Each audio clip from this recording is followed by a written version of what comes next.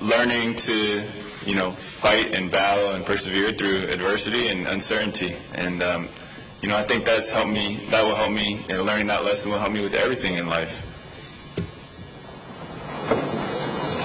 Jeremy, I know you've been spending the summer in Colorado with your family. Just talk about how they've been advising you while you're weighing out your options this summer.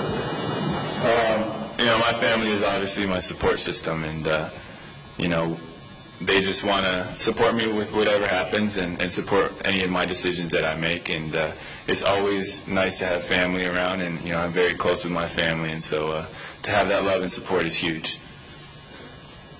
Jimmy, can you talk about your plans from now to October? Because I know you have plans to go to Asia. Can you talk about it? Yeah, I'm just going to be training, working out, and then go to Asia and train there and do some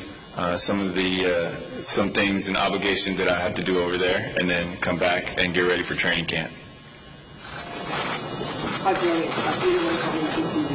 You've got a lot of fame, not only in Taiwan, China, but also in Chinese community in the States. And they love you, so that's the reason why they love Knicks. And right now you are with the Rockets, and they love the Rockets right now. So how do you feel about it? Because we do have a lot of fans. I'm just humbled.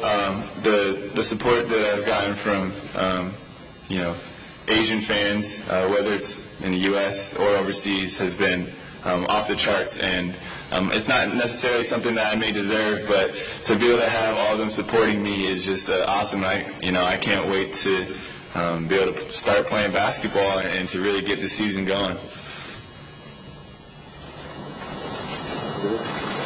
Jeremy, do you feel like you're downgrading coming from New York when you had 2 stars to where now you'll be the star of the team? Do I feel like, sorry, can you? Downgrading from the team. From the team coming from New York having 2 stars to the Rockets, where you'll be the star. I'm excited to be here, and if I didn't believe in this organization, I wouldn't be here.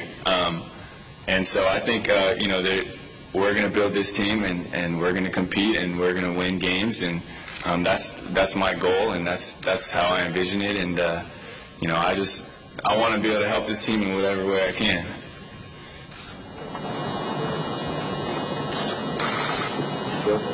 Jeremy, you say you need to improve, obviously, and any player would say that.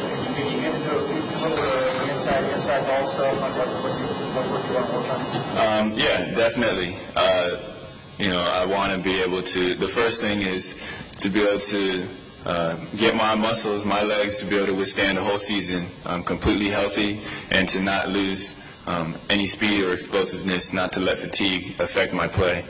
I want to get much better everything with my left hand, whether it's passing, finishing, driving left, making decisions while going left, mid-range game, my catch and shoots.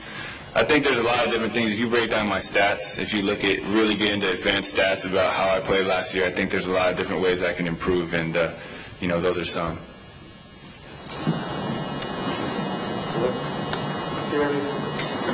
Criticism that we've heard is that you were in the Mike D'Antoni system, you did for less than 30 games.